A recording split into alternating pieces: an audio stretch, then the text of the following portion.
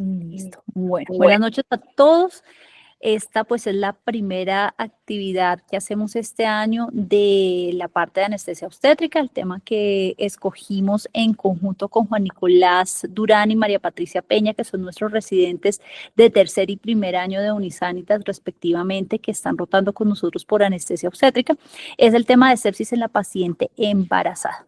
La idea de este tema es llevarnos una idea sobre qué es lo que debemos hacer en el manejo perioperatorio, cuáles son los pasos importantes desde el punto de vista de anestesia y cómo nuestro papel como anestesiólogos puede jugar un papel muy importante dentro de los desenlaces tanto maternos o fetales, porque cada día nos vamos a encontrar con muchísima frecuencia pacientes que vienen con diferentes patologías para ser llevadas a cirugía, ya sea para una cesárea para desembarazar a esta paciente o sencillamente para procedimientos asociados al origen de su sepsis. Entonces, es muy importante, como les van a explicar María Patricia y Juan Nicolás, pues es en este momento la tercera causa de muerte en nuestro país y pues es un tema que debemos manejar muy bien, debemos conocer y debemos reconocer rápidamente los signos, porque pues ustedes saben que un paciente con sepsis, si no lo reconocemos y manejamos rápidamente, pues puede comprometerse su desenlace en cuestión de horas. Entonces los dejo con Patricia y con Juan Nicolás, quienes les van a compartir este tema. bueno, doctora, muchas gracias por la introducción. Para los que no me conocen, mi nombre es Patricia Peña, residente de primer año de la Universidad de Sanitas, que junto con mi compañero Juan Nicolás de tercer año vamos a hacer la presentación. Bueno, esta es la bibliografía que utilizamos para la revisión. Y como la doctora les contaba, bueno, la sepsis materna es una causa significativa de morbimortalidad materna y representa una causa potencialmente prevenible. En 2023, la sepsis materna fue la segunda causa de mortalidad materna a nivel mundial.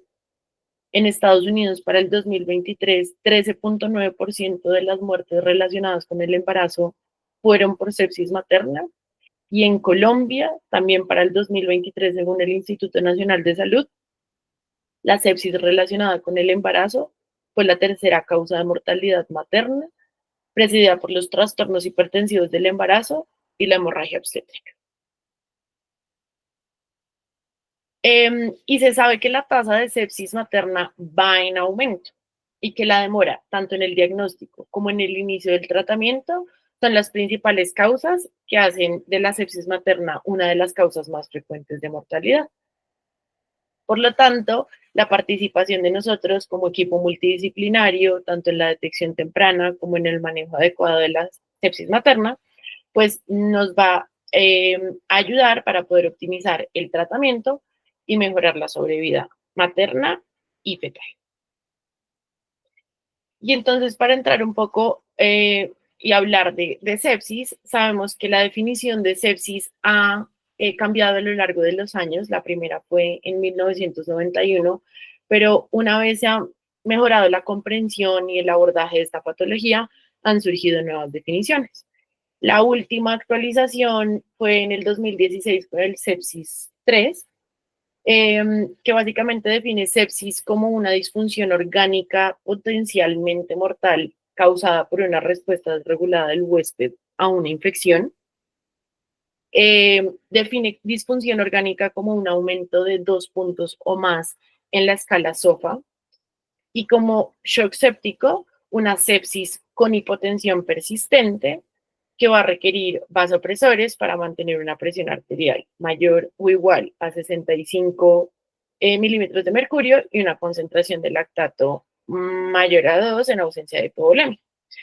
Entonces, la pregunta aquí es si estas definiciones son extrapolables a la población gestante.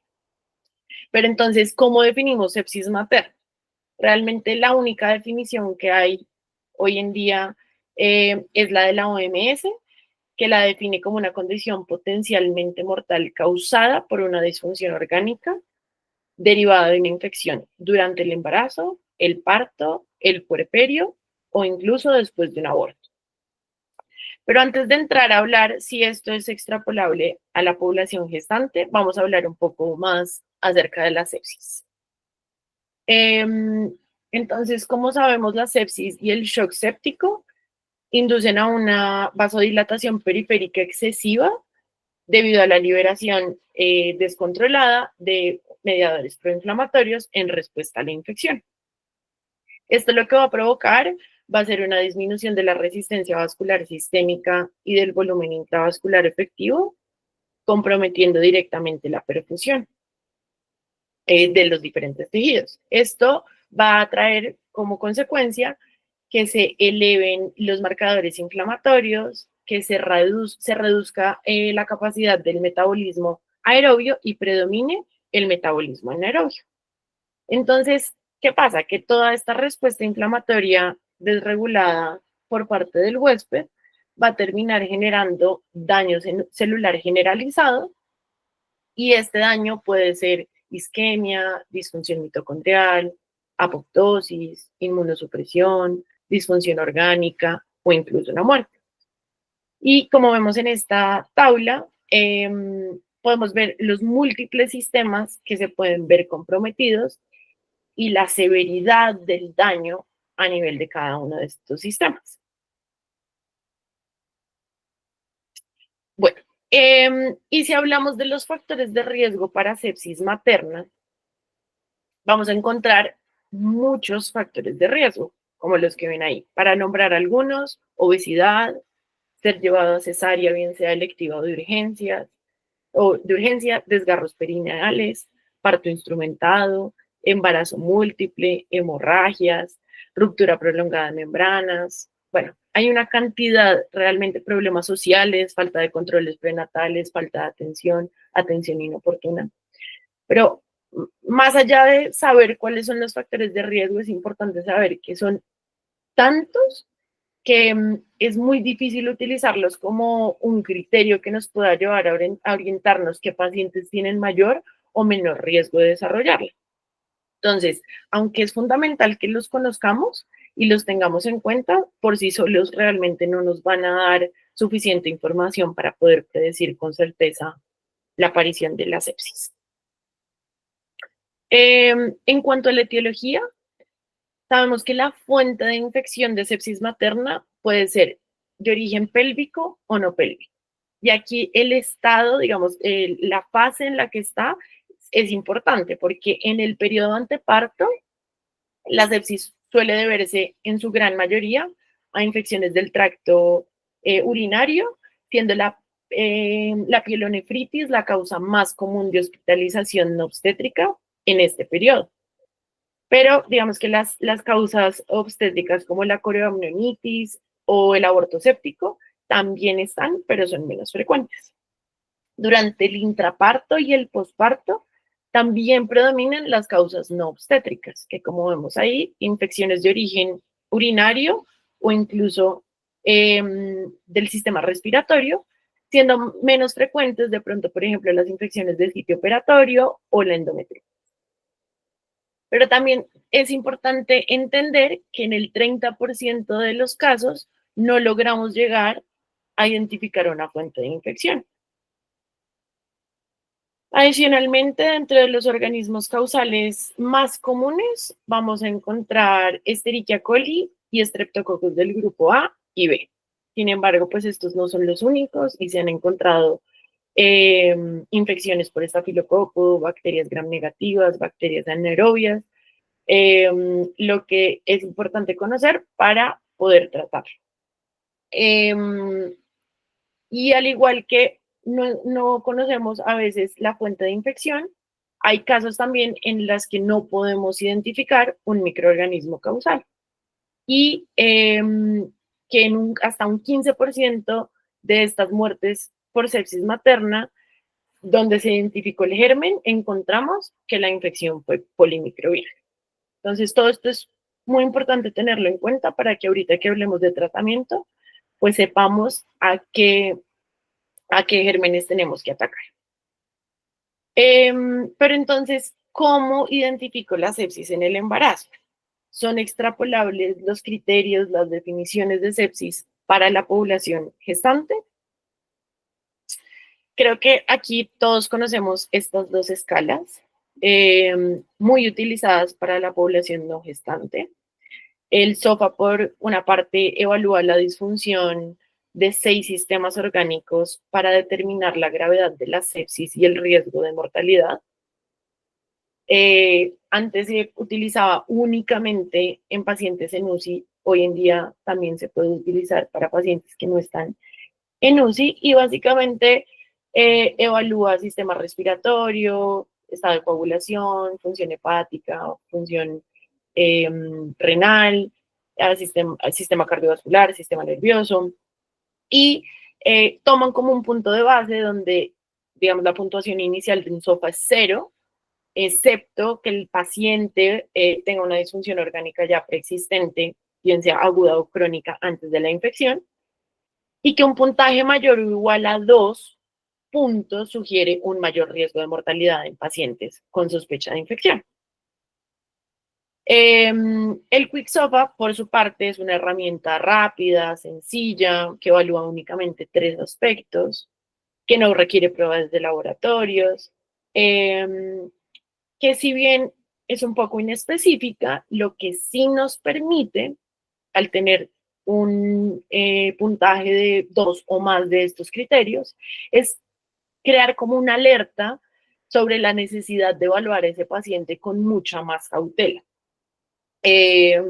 ¿Por qué? Porque puede estar empezando a tener una disfunción orgánica.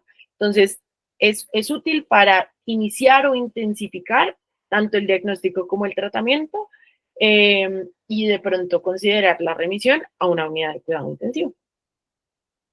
La gran limitante de estas dos escalas es que ninguna de las dos considera los cambios fisiológicos propios de la gestación. Lo que limita claramente pues la precisión para que se identifique la sepsis en las gestantes. Como sabemos, durante el embarazo, aproximadamente desde la semana 6 a 8, ya hay cambios fisiológicos que pueden incluso modificar los valores de referencia de estas escalas que vimos previamente. Sabemos que hay un aumento del volumen intravascular más o menos en un 30-50% durante toda la gestación, que hay un aumento del gasto cardíaco por aumento de la frecuencia cardíaca y aumento del volumen sistólico en su mayor parte, que hay un aumento en la vasodilatación periférica por un aumento en la síntesis de óxido nítrico dado por un tema hormonal que está potencializado por el estradiol y por las prostaglandinas vasodilatadoras. Todo esto lleva a una reducción de la resistencia vascular sistémica, lo que genera una disminución en la presión arterial. En la parte respiratoria va a generar un aumento de la ventilación minuto. A nivel del sistema urinario va a haber un aumento de la tasa de filtración glomerular, de la depuración de creatinina. Y nos vamos a la parte hematológica, sabemos que están en un estado de hipercoagulabilidad y de mayor riesgo de trombos. Entonces, por estas razones, el uso de estas herramientas de SOFA y de QuickSOFA en pacientes obstétricas se pueden usar, sí, pero se deben utilizar con muchísima cautela y además complementarse con herramientas diseñadas específicamente para la población materna, de las cuales ya les voy a hablar. Entonces, estas son unas de las muchas herramientas específicas para sepsis en el embarazo. Depende realmente del país, de la institución, la que se use. No, digamos que no hay una que se establezca como la única, porque todas son muy comparables en sus recomendaciones para la evaluación y el manejo. Yo les voy a hablar específicamente de la Modified Early Obstetric Warning System y de la Sepsis in Obstetrics Score, que son unas de las más preferidas para la población obstétrica. Entonces, empecemos por la primera. Esta es una herramienta diseñada específicamente para monitorizar cambios fisiológicos en el embarazo y en el posparto, con el fin de identificar deterioro clínico temprano. No es una escala propia para la sepsis, es decir, podemos estar hablando de deterioro clínico en cualquier condición para la materna. Y es una escala que es equivalente al NIUS, que creo que muchos conocemos, utilizamos durante el COVID, y básicamente evalúa 6 parámetros fisiológicos, asignando puntajes específicos según el grado de alteración. En esta diapositiva, básicamente, les muestro los criterios normales, los criterios ya para tener una observación un poco más meticulosa en el paciente y los parámetros en los que encontramos ya a una paciente con un deterioro clínico importante. Pero para hacerlo un poco más visual y que nos quede un poco más claro, vemos que cada parámetro tiene un rango normal. Desviaciones de este rango van a sumar puntos, ¿sí? 1, 2 o 3. Y a mayor puntuación va a tener mayor riesgo de deterioro y necesidad de intervenciones médicas tempranas. Entonces, un puntaje de 1 a 4 se considera bajo riesgo, un puntaje de 5 a 6 se considera un riesgo intermedio y un puntaje mayor o igual a 7 se considera un riesgo alto o un puntaje alto. Sin embargo, hay unas excepciones y es que, por ejemplo, solo uno de los criterios que evalúa si es un puntaje de 3, ya se considera una variación extrema con respecto a un valor normal y esto se debería ya considerar como un puntaje intermedio en el que yo voy a tener que estar mucho más vigilante con la paciente y tomar medidas un poco más apresuradas. Un puntaje mayor a 7 ya requiere manejo inmediato en la unidad de cuidado intensivo. Y digamos que la ventaja más grande de esta escala es que es una escala que puede ser utilizada hasta por el personal de enfermería. Eso quiere decir que desde que la paciente entra al triage, si nosotros tenemos esta escala para la población gestante, podemos identificar desde el momento 1 que la valoramos muchas cosas. Obviamente hay unas cosas que no se van a poder evaluar de una, pero la gran mayoría sí nos podrían estar alertando de que la paciente está con un deterioro clínico significativo. Ahí 2 segundos antes de que sigas, Patricia. Entonces, hay una parte muy importante respecto a esta escala y es, como tú decías, esto no es solo ¿para qué? Para sepsis, sino que es para todas las pacientes. Y de hecho, en los servicios obstétricos está ya dentro de la RIA que esté esta escala y que la hojita, las enfermeras hagan los seguimientos con este tipo de clasificación, de tal manera que rápidamente puedan distinguir qué paciente viene con un empeoramiento clínico. ¿Esto qué permite? Ustedes siempre van a encontrar esa historia. Ay, no, pero doctor, es que la paciente estaba perfecta, es que se puso mala de repente, es que yo la vi hace media horita y estaba perfecta. Y pues todos sabemos que eso no es tan real a menos de que uno arranque a sangrar, pero la mayoría de las veces uno empieza a dar señales o los pacientes empiezan a dar señales que se están empezando a poner malos.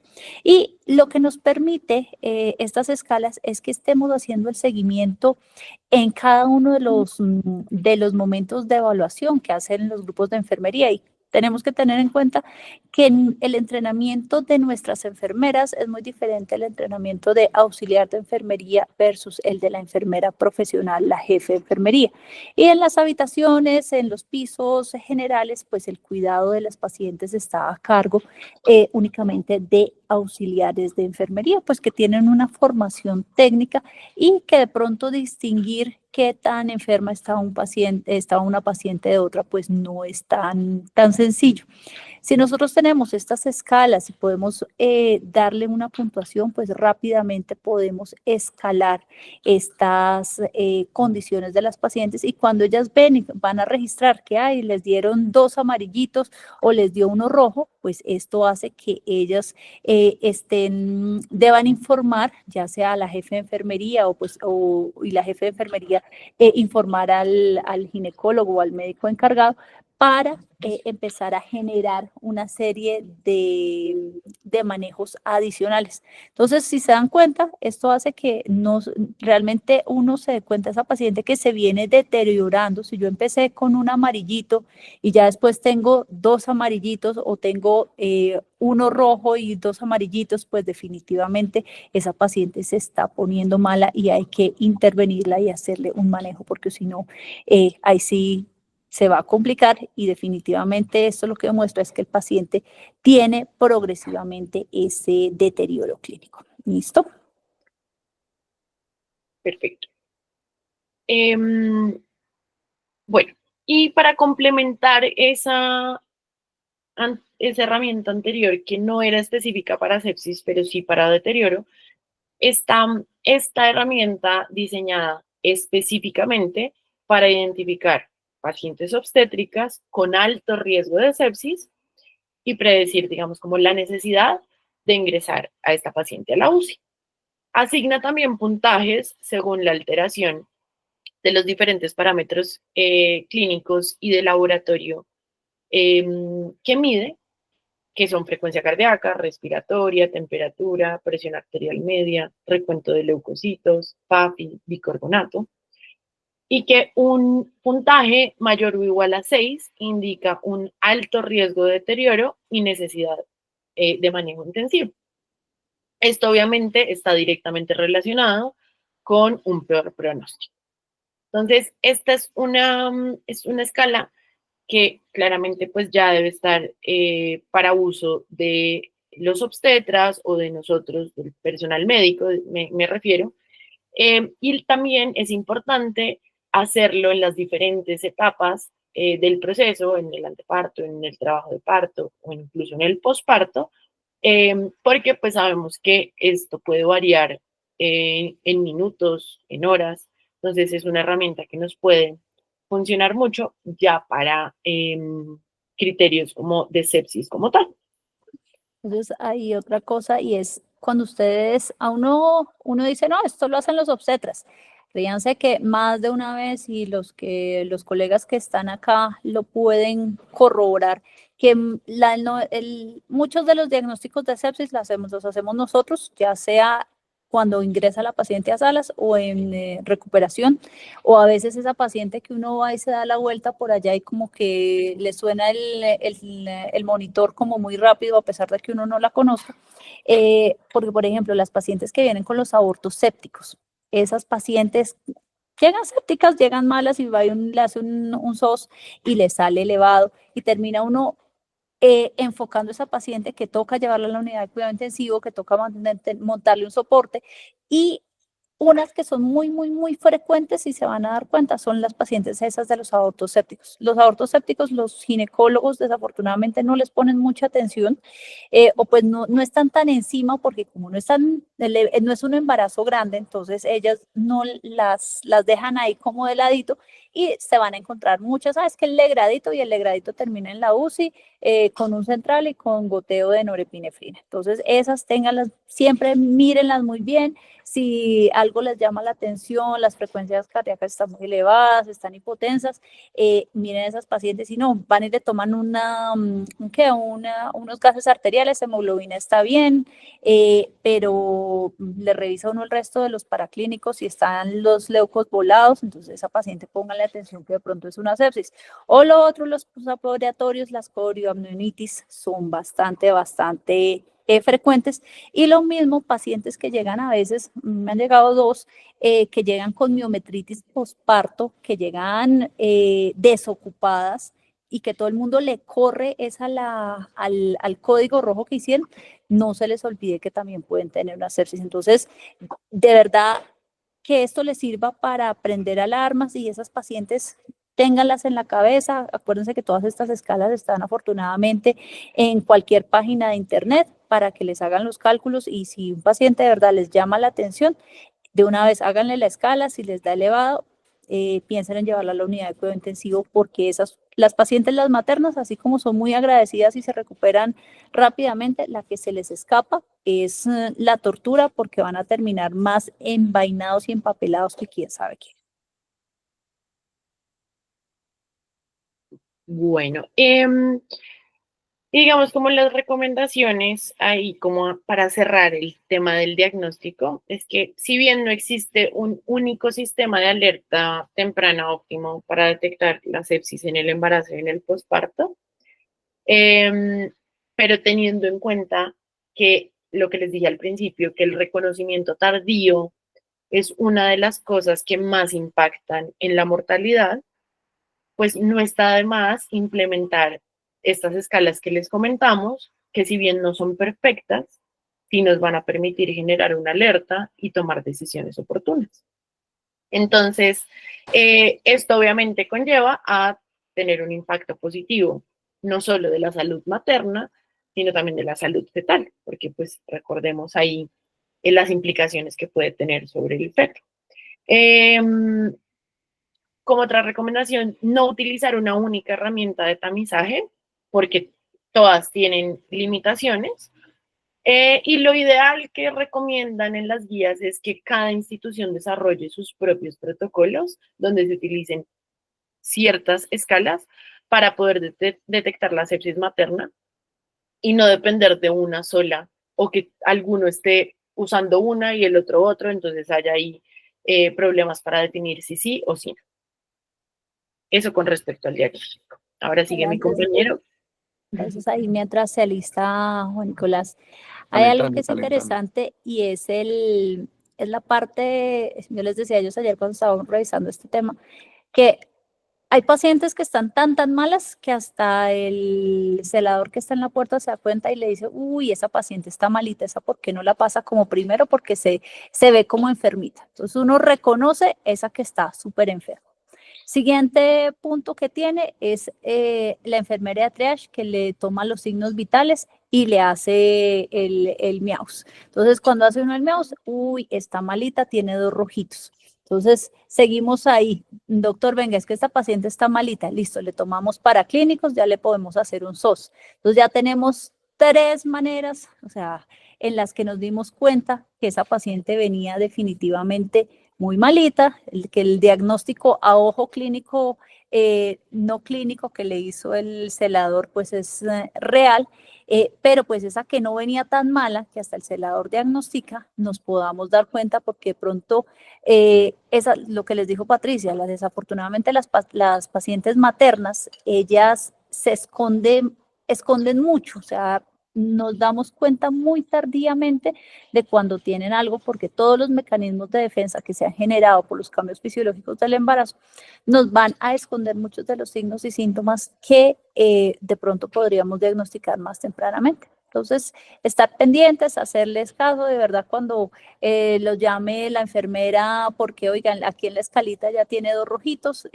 ponerle atención y no simplemente, no, eso es ahí que esta vieja loca como es de cansona, y también pues tomar oportunamente los paraclínicos y pues ya vieron ahí, por ejemplo, el SOS, que es lo que nos mide realmente, pues si se dan cuenta ustedes ahí no tienen sino adicionalmente del hemograma unos gases arteriales y lo otro que les dejo ahí como de tarea, yo sé que en muchos sitios no van a tener gases arteriales, pues especialmente si se van a trabajar a segundos niveles, en tercero y cuarto siempre van a tener la posibilidad de tener gases arteriales, pero revisen la parte de perfusión, o sea, el índice moteado, para mirar cómo se correlaciona con el lactato, que es también una herramienta que nos sirve mucho en los sitios donde no tenemos gases arteriales o podemos ir evaluando también clínicamente para cuando ya tengamos el resultado, si se nos demoran en procesar los gases. Sigue, Nicolás. Bueno, muchas gracias, doctora. Muchas gracias, Patricia. Entonces vamos a hablar un poco del manejo de la sepsis. Siguiente, por favor. Bueno, entonces tenemos la paciente que se tiene que identificar de manera temprana. Entonces, como lo acaban de mencionar la doctora Jennifer y la doctora Patricia, fallamos mucho en la identificación temprana de estas pacientes. Entonces, a poner en práctica lo que acaban de decir. Ahora, una vez identificada esa paciente malita, enferma y que le sospechamos sepsis, las guías de manejo, obviamente la mayoría de las recomendaciones que encontramos en el manejo de las pacientes en embarazo o en el periodo alrededor del embarazo van a ser extrapoladas de las guías de tratamiento de las campañas de sobreviviendo a la sepsis. Digamos que el choque séptico es de los choques que atípicamente encontramos muy bien organizada en la literatura qué hacer, y ellos recomiendan seguir estos paquetes de tratamiento y de enfoque diagnóstico. Acá encontramos como recomendación la medición del lactato. Decía la doctora Jennifer, una herramienta que acompaña la perfusión de los órganos a nivel clínico, y pues a nivel paraclínico la medición del lactato nos es bastante útil.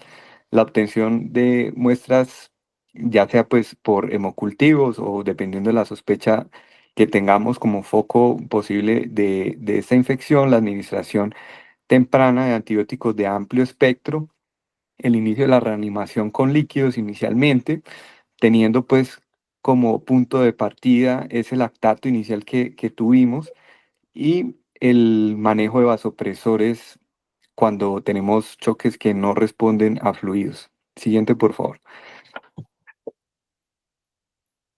Entonces, esa era como el paquete de tratamiento para esa paciente que identificamos en la primera hora. Esas cosas se tienen que hacer en la primera hora, pero en la última revisión de la campaña Sobreviviendo la Sepsis, nos plantean este otro posible escenario en donde la sepsis es posible, no tenemos, digamos, los suficientes argumentos y no nos hemos llenado suficientemente de razones para decir pues que la paciente tiene una sepsis probable, sino que es algo posible, y esta modificación o esa actualización nos sugiere que hagamos un estudio tanto clínico como paraclínico en menos de 3 horas para descartar causas de enfermedad aguda que puedan estar en relación a los síntomas o a los signos que identificamos en esa paciente. Ya si el paciente está en choque, tenemos eh, compromiso orgánico, hipotensión, entonces no se debe retrasar el inicio de la terapia, sino que inmediatamente tenemos que aplicar lo que acabamos de ver. Siguiente, por favor. Entonces, ya entrando un poco más a profundidad de cuáles son los más posibles agentes patógenos involucrados en cada una de estas infecciones, podríamos encontrar aquí en esta tabla importante la causa del tracto urinario. Lo mencionaba Patricia, E. coli, pero pues no es el único germen, es el más común, pero no podemos olvidar también la Klebsiella, las enterobacterias, el Proteus. Eso por ese lado. Sí, siguiente, por favor. Y aquí tenemos la propuesta de cubrimiento antibiótico. Pues cuando las guías hablan de cubrimiento antibiótico de amplio espectro, no es que a todas piperacilina, vancomicina. No, la idea es que de acuerdo al enfoque diagnóstico que tengamos y a la sospecha del foco, nosotros escojamos las mejores herramientas para el cubrimiento antibiótico. Entonces, por ejemplo, siguiendo la línea de la infección a nivel del tracto urinario, tenemos los betalactámicos y los aminoglucósidos. Siguiente, por favor.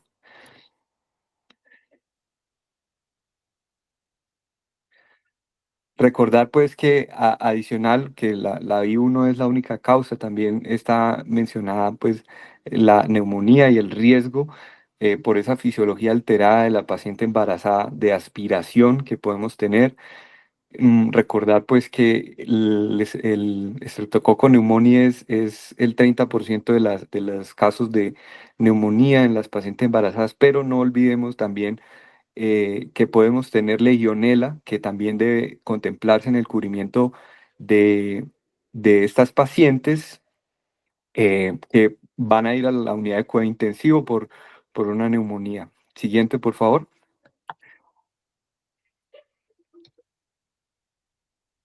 Entonces, aquí un poquito más de lo que veníamos hablando. Siguiente, por favor. Vamos a revisar en la tabla que viene, bueno, la endometritis, otra causa importante, pues, que lo veíamos durante la rotación de obstetricia, la sospecha de esa paciente que tenía una secreción fétida o que empezaban los loquios a tener un aspecto de un hedor muy, muy fuerte. Entonces, la sospecha, el cubrimiento. Siguiente, por favor. Entonces, aquí tenemos este artículo que sugiere el cubrimiento digamos, las primeras líneas de cubrimiento antibiótico, las alternativas que podríamos tener y en caso de tener una alergia a la penicilina y el riesgo cruzado, ¿qué otras alternativas nos presenta podríamos tener? Por ejemplo, en el caso de la infección de vías urinarias, tenemos que podríamos administrar ampicilina asociado a gentamicina y recordar pues que con el incremento del volumen de distribución, con la fisiología alterada del embarazo, pues estos medicamentos, o principalmente los betalactámicos que son dependientes de la concentración, van a ser de preferencia administrados con dosis de carga y por horario en infusiones. Siguiente, por favor.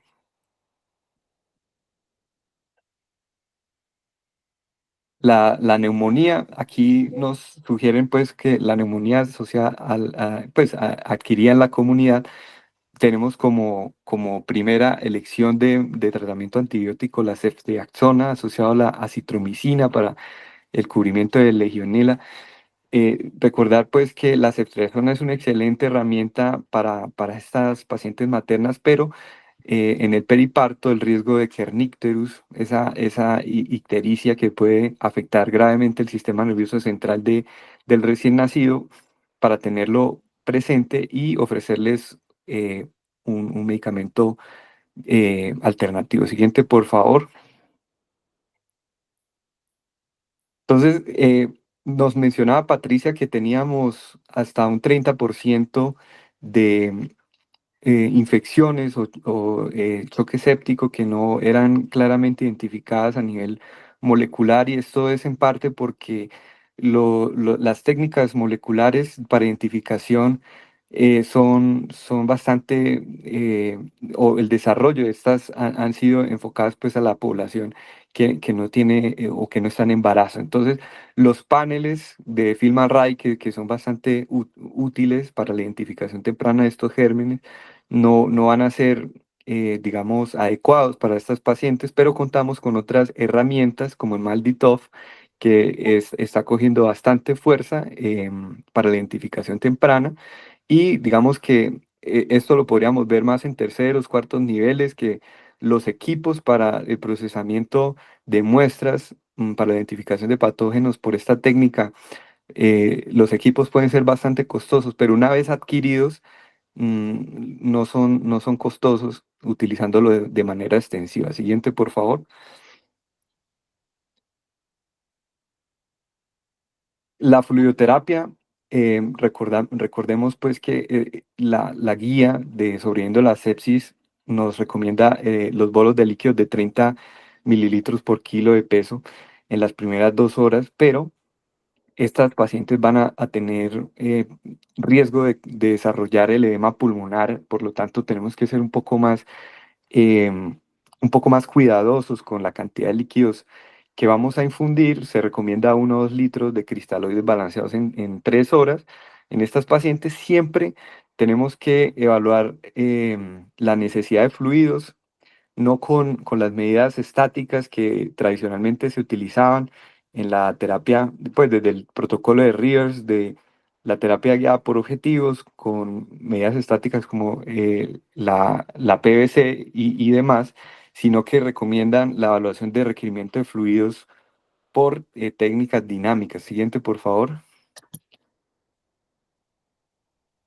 Entonces, en las maternas vamos a encontrar que hay unas consideraciones bien importantes. La variabilidad de la presión de pulso, además pues, de las limitaciones que tenemos en la población de general, que tienen que ser pacientes ventilados con presión positiva, que tienen que tener ritmo sinusal.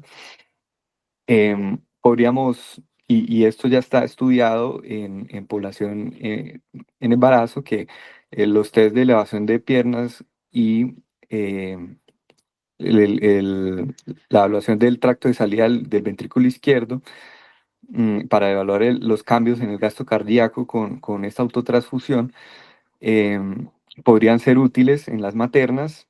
También contamos con otras pruebas como el test de oclusión al final de la expiración, nuevamente midiendo el gasto cardíaco, generando unas pausas expiratorias con cambios significativos mayores al 5%. Siguiente, por favor. Bueno, entonces, entrando a los vasopresores, una vez que tenemos esa paciente que está en sepsis, que la logramos identificar, que entra en un choque séptico, la estamos reanimando con líquidos, requiere para mantener parámetros macrocirculatorios adecuados el soporte vasopresor. Como primera línea tenemos la norepinefrina. mm, para lograr presiones objetivo, presiones arteriales medias mayores de 65 milímetros de mercurio. Y como segunda línea, como un segundo vasopresor asociado, está también la vasopresina. Digamos, esa vasopresina con la consideración teórica pues, de la interacción con los receptores V1 a nivel uterino que podrían estar asociados con inicio temprano del trabajo de parto. Siguiente, por favor. Bueno, y tenemos esa paciente que, a pesar de que tenemos las variables macrocirculatorias divinas, perfectas, está en metas, pero cuando vamos y miramos la perfusión a nivel de los órganos, la progresión que tiene el compromiso orgánico, no mejora o permanece ahí estacionario tirando a mal. Tendríamos que iniciar soporte inotrópico, en este caso dobutamina, epinefrina, dependiendo pues del caso. Siguiente, por favor. Entonces, hablaba del lactato. El lactato es un marcador que se ha estudiado ampliamente en las pacientes embarazadas. Mayor de 2 es altamente sugestivo de que estamos frente a una sepsis. Sin embargo, el asterisco ahí es que cuando está en trabajo de parto, podemos tener lactato de 4 y es completamente normal, a diferencia de la materna que no está en trabajo de parto, ya con un lactato de 3,8, la mortalidad se acerca al 40% y esto es bastante importante tenerlo claro. Siguiente, por favor. Podemos ir mirando la respuesta a la reanimación con el aclaramiento del lactato. Eso también está ampliamente estudiado y es una muy buena medida. Los anestesiólogos amamos pedir lactato y en las maternas pues es muy útil. Bueno, como terapia alternativa tenemos la hidrocortisona. Tenemos pues que esa paciente que está con necesidad de vasopresores, norepinefrina por encima de 0,25 microgramos kilo minuto, la sospecha de que tenga una falla suprarrenal y haya necesidad de iniciar hidrocortisona. Se sugiere la dosis de 50 miligramos cada 8 horas. Y también no olvidar otras cosas bien importantes como son en el manejo de las pacientes la tromboprofilaxis. No, por el hecho de que tenga sepsis, no quiere decir que el riesgo trombótico que conocemos con los cambios del embarazo no le apliquen, sino que no debemos olvidar que tenemos que hacer profilaxis de trombosis. También tener en cuenta las metas de glicemia, no es solamente ponerle vasopresores, sino estar pendientes también de la parte metabólica. Recordar que deleterio es tener glucosas centrales por debajo de 110 miligramos por decilitro y por encima de 180. Se podría iniciar ya el tratamiento con insulinas. Y bueno, siguiente, por favor.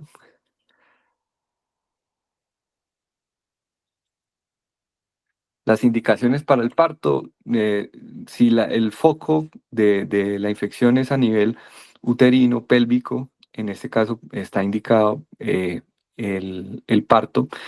Siguiente, por favor.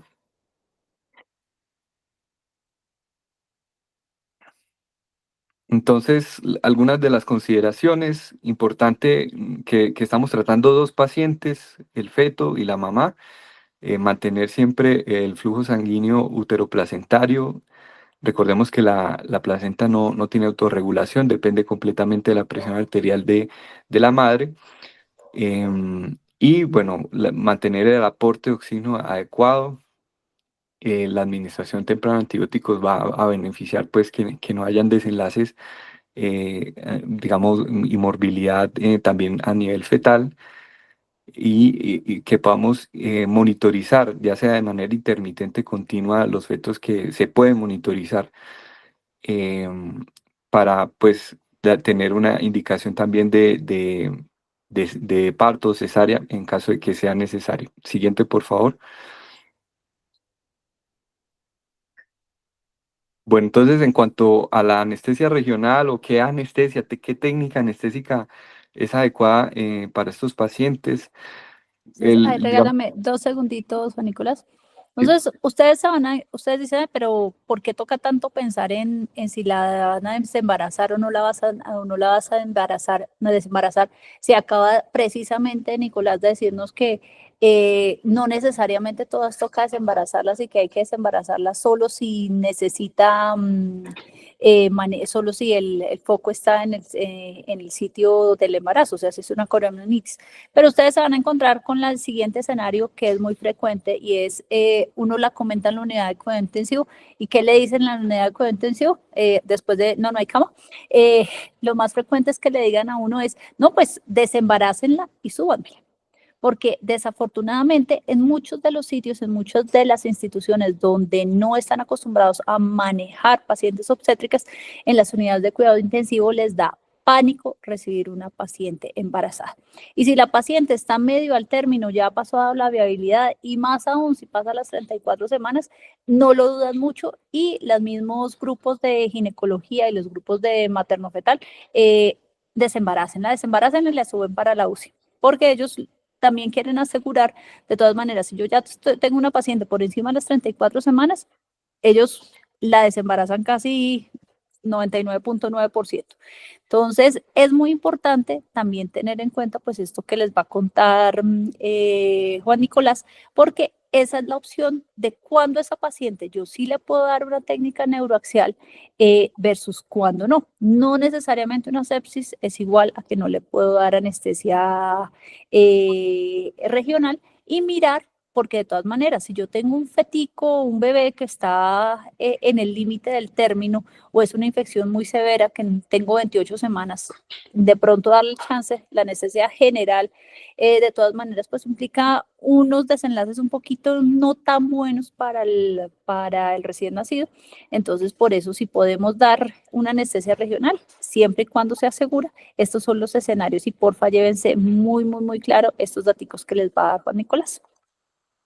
bien, muchas gracias, Doc. Entonces, anestesia regional, sí o no, pues siempre es importante que para la anestesia regional tengamos en cuenta que la paciente con sepsis puede tener compromiso a nivel orgánico hematológico y por eso es que nosotros tenemos que tener unas plaquetas y la coagulación bien presente antes de acceder o pensar en acceder en el neuroeje. También otra consideración es que le hayan administrado antibiótico, que tenga un régimen de antibiótico ya establecido y que se haya cumplido para evitar el riesgo de absceso epidural o meningitis.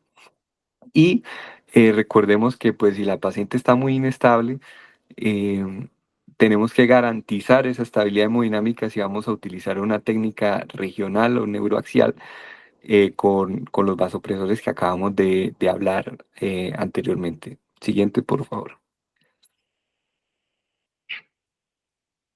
Y en cuanto a la anestesia general, esto pues da para una charla, pero es importante que no le tengamos miedo tampoco a la cirugía de las maternas, digamos, si el foco es un apéndice, si el foco es una vesícula, entonces, ¿qué vamos a hacer con esa paciente? Pues le podemos dar anestesia general, sí o no, no importa el trimestre en el que se encuentre la paciente, si la paciente necesita una técnica o una anestesia general para el control del foco infeccioso. Recordemos que el control del foco infeccioso, según las guías, se recomienda hacer antes de las primeras 12 horas después de haber establecido el diagnóstico de choque séptico o sepsis, entonces lo podemos hacer sin ningún problema, ¿listo? Entonces, siempre tener en cuenta que estas pacientes tienen alto riesgo de aspiración, que tenemos que tenerle ahí respecto a la compresión de la cava, principalmente por toda la alteración pues, del retorno venoso. El control ventilatorio y las variables hemodinámicas, ser muy estrictos, sobre todo si estamos pensando en preservarle la perfusión a ese feto. Y el edema laringio, siempre pensar que estas pacientes van a tener una vía aérea difícil y estar preparados. Siguiente, por favor.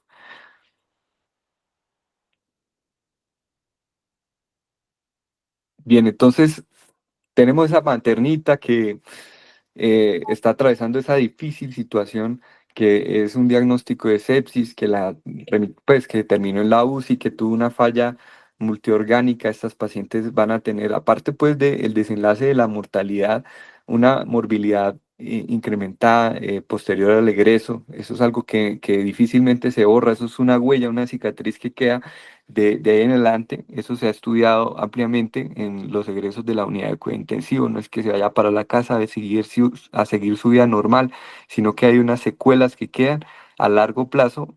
Por ejemplo, si tuvo una falla renal que no se pudo recuperar, pues es una paciente que, además de lidiar con la carga de haber perdido su hijo o de tenerlo, pero teniendo que ir a asistir a una unidad de hemodiálisis para continuar pues su vida. Siguiente, por favor.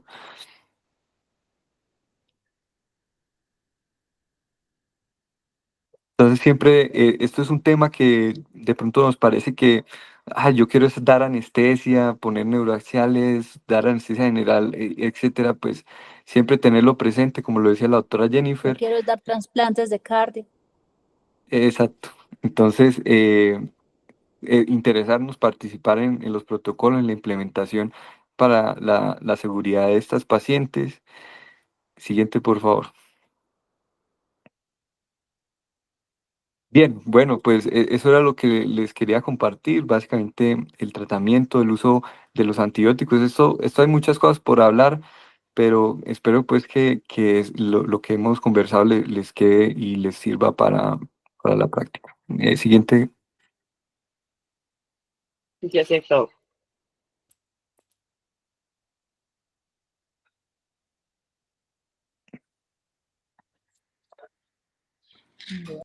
Entonces, el objetivo, como les decía, es que nosotros reconozcamos y sepamos que nuestro papel es muy importante. Una sepsis que no se diagnostica tempranamente, pues va a terminar en unos desenlaces que no son muy buenos, en una morbimortalidad muy marcada. De nuevo, como les mencionábamos, tercera causa de muerte materna en Colombia, segunda causa en el mundo. Entonces, es algo que hay que ponerle atención, y cuando uno cae en cuenta de cómo se le puede ir una materna por algo tan sencillo, o un aborto séptico porque tenía nada más 15 semanas de embarazo, pero arrancó de ahí, uno se hace muy consciente de esta situación. Y yo hago el comentario medio jocoso del: yo quiero es aprender a hacer trasplante cardíaco cuando ustedes en la vida, menos de que hagan cardiovascular y trasplante, si no, nos dirá por ahí que vi a la doctora Olguita que se conectó hasta antes de uno ser anestesiólogo cardiovascular y hacer trasplante, pues uno no hace un trasplante, ¿no? De anestesiólogo raso, pues nunca se enfrenta a esas cosas que a uno le gustan y que le llaman la atención. O yo quiero hacer cirugía de anestesia para Sugar Baker. Entonces todos a esa charla sí entran, pero a la de sepsis materna no entran. Y los invito este año, cuando vayan bueno, este año va a ser un congreso diferente, pero cuando uno normalmente ve o va al Congreso Nacional de Anestesia el colombiano, se da cuenta que en las charlas que hablan de ECMO, de CEPS, de monitoría neurológica con los últimos juguetes, allá están todos los residentes, porque a uno de residente lo que le gusta son las cosas nuevas, los temas, todo lo que está en la última vanguardia. Y en obstetricia no encuentra a un solo residente. Ese es el día que todos se van a Cholo. Pero cuando uno mira quiénes están en las charlas de obstetricia, todos son anestesiólogos, tanto relativamente, no recién graduados, pero sí por ahí que tienen ya 1 o 2 años trabajando, que ya les ha pasado algún fiasco, y los anestesiólogos que ya llevan un tiempito ejerciendo. ¿Por qué? Porque es cuando uno se da cuenta que eso que no se aprendió en la residencia, oiga, que cómo me está haciendo falta. y la cantidad de llamadas que recibe uno pidiendo el auxilio de doctora, ¿qué hago? ¿Qué es lo que necesito? ¿Cómo era que era esa vaina? Porque definitivamente ustedes, a menos de que trabajen en un sitio donde no hagan obstetricia, que es muy exótico, van a enfrentarse a pacientes obstétricas o no necesariamente a la paciente obstétrica que va al parto, sino a la paciente que está embarazada y que viene por alguna otra razón. Entonces, pónganle mucha atención, pónganse juiciosos, tengan en cuenta esos criterios, porque es a lo que se nos suele olvidar, porque es que esa obstetricia es fácil, eso es solo chuzar espaldas, pero realmente no es. ¿Quién está levantando la mano porque se conectaron con el de interconsultas? Buenas noches. Ay, mi gordo hermoso. Cuéntanos, gordito. Pregunta. Bueno, sí, tienes toda la razón, uno se da cuenta de que en la anestesia que uno practica en el día a día, la obstetricia es fundamental, pero lo que tú dices, sí, uno siempre quiere estar al día en los aparatos que de pronto no más dejaremos en la mayoría de los institutos, pero bueno. Un par de preguntas y no sé, creo que el manejo de la sepsis, como lo enfocaron, tiene un par de cosas que hay que hacer aclaraciones. ¿La embarazada tiene algún fenotipo especial de sepsis? Pregunta para los expositores. Aló. ¿Cuáles son los fenotipos de sepsis que conocen? Sí. Bueno, Doc, pues digamos, desde el punto de vista hemodinámico y pues a nivel orgánico se comporta pues como una respuesta inmunitaria desregulada, ¿cierto? No, fenotipos, estamos hablando de fenotipos. Ahora que está de moda todo es fenotipos, o sea, la gente se enferma de maneras diferentes y por eso es que ustedes van a ver que tienen sepsis en las cuales el paciente tiene por X y razón una peritonitis salvaje y de pronto llega con algo de taquicardia, pero nada más, y fiebre. En cambio pueden tener una sepsis en la cual tiene una infección en la piel limitada y el paciente está muriéndose, intubado y en malas condiciones. Entonces, a eso me hago referencia cuando hablo de fenotipos en sepsis.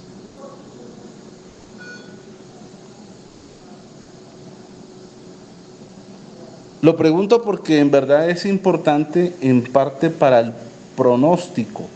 ¿Por qué? Porque los tipo alfa son esas sepsis que ustedes van a ver que son, por así decirlo, leves. Son infecciones que pueden estar muy feas a la vista o el paciente verlos ustedes y están en condiciones aceptables. Hay un fenotipo beta en el cual la lesión renal es la predominante. Entonces el paciente que llega séptico, con taquicardia, hipotenso y está en falla renal. El otro es el gamma, que es el paciente que llega con una inflamación severa y lesión pulmonar, que requiere intubación adicional a su comportamiento, a su estado séptico. Y están los épsilon, que son los pacientes que su presentación séptica usualmente es con falla hepática y alteración de la coagulación. Entonces, tienen que tener en la cabeza qué fenotipo tienen, porque esto, primero la mortalidad, o sea, va desde, si no estoy mal, un 5, suba a 15, o el otro es 20 y pico por ciento, hasta la falla hepática con alteración de la coagulación, que es el más severo, con una mortalidad alrededor del 40%. Y porque se le está dando ahora importancia a que no todas las sepsis se tratan igual. Entonces, por eso es que ustedes van a ver que le están adicionando tiamina, vitamina C. No todos ameritan hidrocortisona, es algo que llama la atención. Lo otro es que hay estudios que demuestran que no solamente es hidrocortisona, sino que en verdad disminuye la mortalidad si le suman flucortisona. Entonces, no es solamente glucocorticoides, sino mineralocorticoides asociados. Entonces, eso hace parte del manejo. Esta cuestión de los fenotipos se lo empezaron o lo que yo he visto es que lo manejan mejor los neonatólogos. Y hay varias clasificaciones. Y la clasificación, como se las dije, es de pronto la que me aprendí, porque hay varias que que mezclan estos diferentes fenotipos de sepsis. O sea, y ponen siempre la lesión hepática y trastorno de la coagulación como la más grave, y las otras tres las van como mezclando entre ellas. Y lo notaron en los neonatos, básicamente, que hacían sepsis y veían que no se comportaban todos igualmente. En el manejo y el diagnóstico, por ejemplo, creo, no estoy seguro, creo que es el Andrómeda 1, el estudio este que mostró que medir lactato no es lo mejor y le dan mayor preponderancia a la perfusión periférica, al llenado capilar.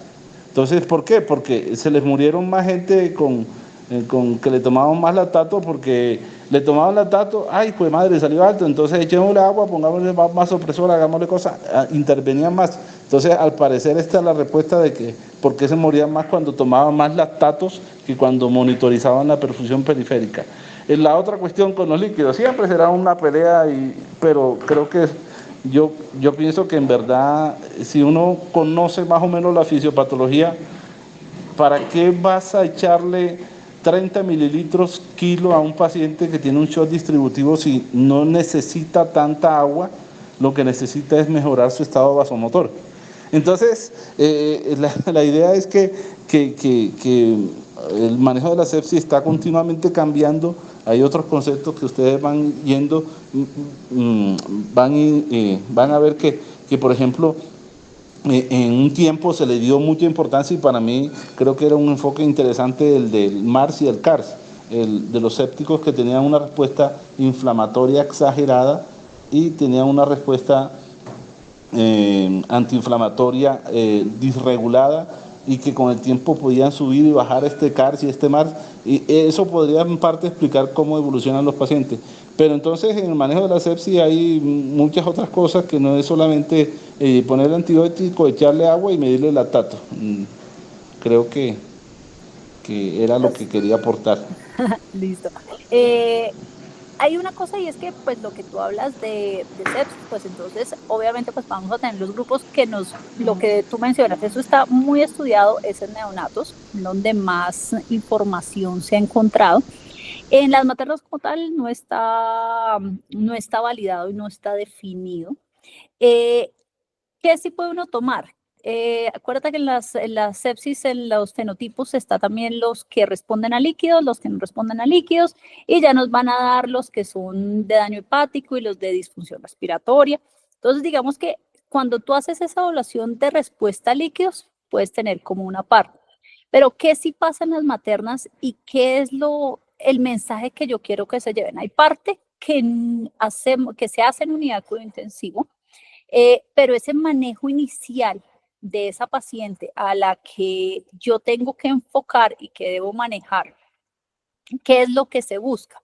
Uno, que la diagnostiques tempranamente. Entonces, que no la dejes ahí esperando 6 horas mientras se pone mala, sino que tempranamente se le tomen los paraclínicos, se le tomen, no recuerdo que estaba mencionado lo de los hemocultivos, que sí es importante hemocultivarlas tempranamente y darles antibiótico tempranamente. Esa parte del antibiótico sí ha mostrado la diferencia grande en los pacientes. Si yo a esa paciente le pongo cefazolina, pues claramente no va a ser lo que más le va a funcionar. El antibiótico debe ser un antibiótico de amplio espectro. Sí, le vamos a dar con la bazuca al mosquito, sí, le vamos a dar al menos de forma inicial. Ya cuando nos salgan los hemocultivos o los cultivos correspondientes, dependiendo del foco, porque por ejemplo, yo puedo tener una sepsis por una artritis séptica en el embarazo, sí, entonces ya cuando tenga el foco de la artritis o el cultivo que me va a dar exactamente qué sensibilidad tiene el bicho, pues me desescalo en el antibiótico. Lo que tú mencionas, no llenarlos de líquidos, eso está claro y pues rápidamente por eso está la recomendación de utilizar el vasopresor. Y por eso también les mencionaba que la escala, pues la perfusión, mirar el moteado, porque pues nos ayuda mucho junto con el lactato para mirar. ¿Qué es lo que sucede? Que nosotros pues digamos que el lactato lo tenemos muchísimo más fácil para hacer un seguimiento objetivo versus el moteado que desafortunadamente pues es parte subjetivo. y pues no en todo el mundo funciona. Todos saben en la clínica que mi índice de perfusión daría para estar en la unidad de cuidado intensivo, lactato mío también, pero nos ayuda para hacer un seguimiento y pues es lo que han utilizado muchos de los estudios y el seguimiento paraclínico que está dado. Entonces, ya el seguimiento o el manejo posterior en donde podamos utilizar, definir qué tipo de glucocorticoide o mineralocorticoide vamos a utilizar, pues ya es darle una parte pues a ese paciente que no está respondiendo, pero sí es importante destacar de todo lo que tú mencionas, que también a esa paciente, digamos, que no nos responde tan, o sea, que tomamos paraclínicos, le hacemos ya todo su pool de exámenes y miramos que está haciendo falla hepática, o esa paciente que nos hace falla ventilatoria tempranamente. Entonces ya la podemos empezar a pensar, a manejar bajo esa parte, pero desafortunadamente, como tal, en las embarazadas no están tan bien definidos y tan bien descritos los fenotipos como si están en los neonatos. Y lo otro que tenemos que tener en cuenta es que las pacientes maternas, y más en la medida en que su embarazo va progresando, dejan de comportarse como un paciente adulto tradicional.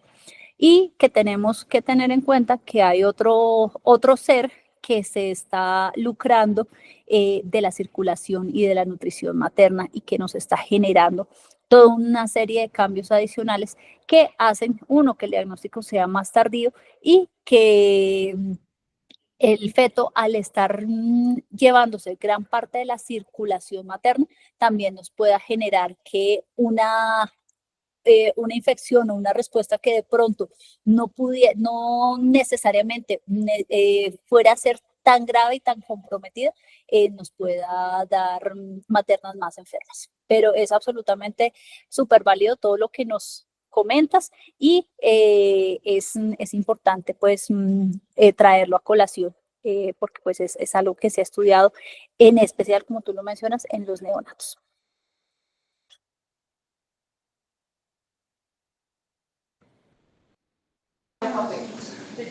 Vuelve. Sí, Tranquilo.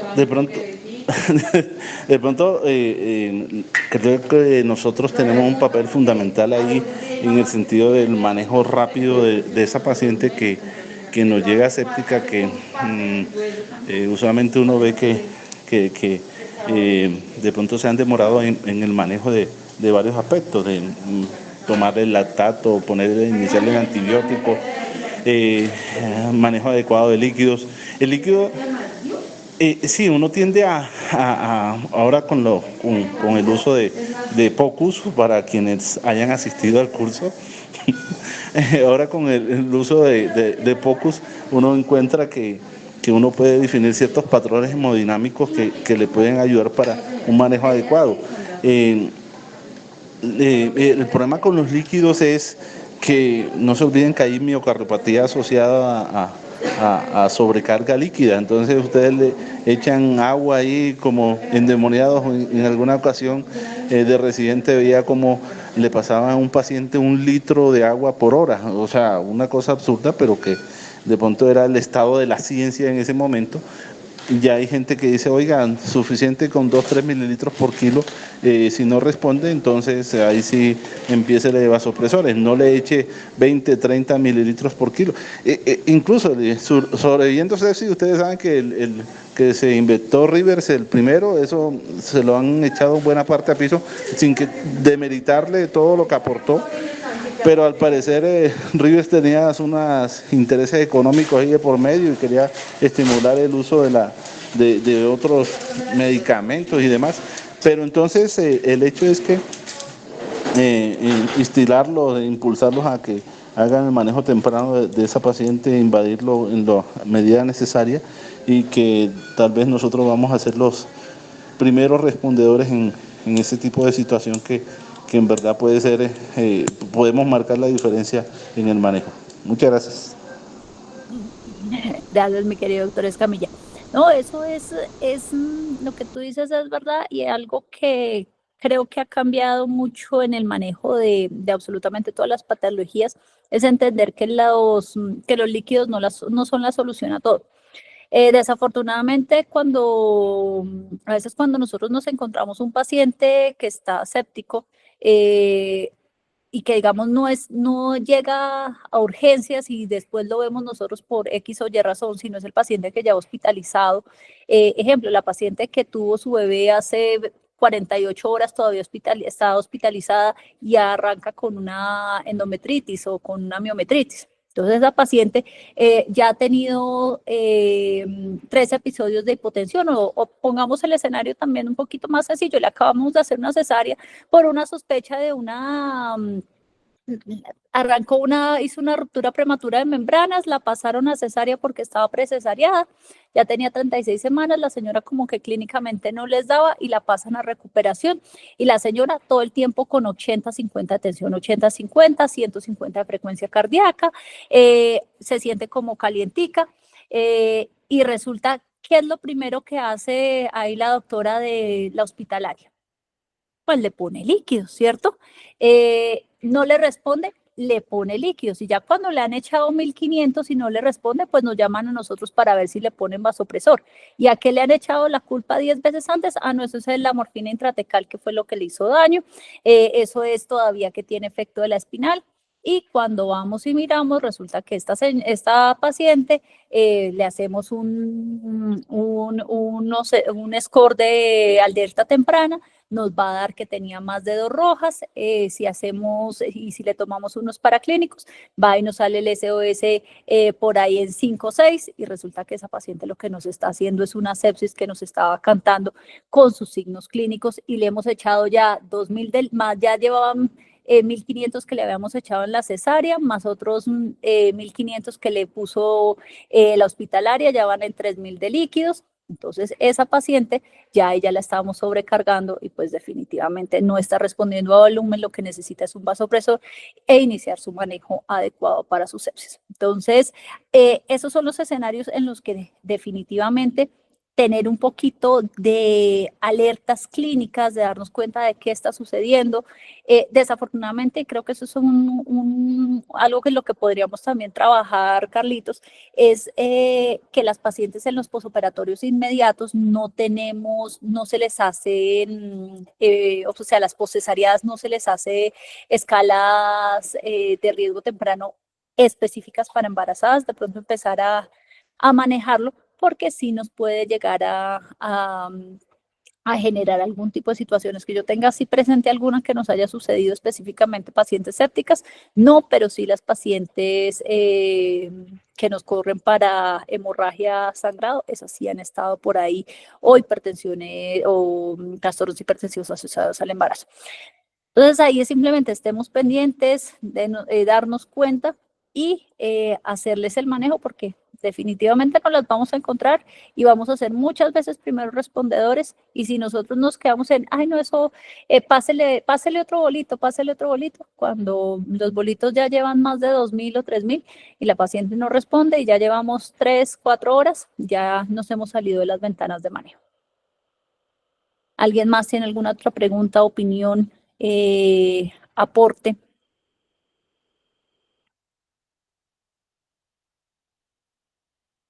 Doctor Sánchez, usted siempre tiene aportes.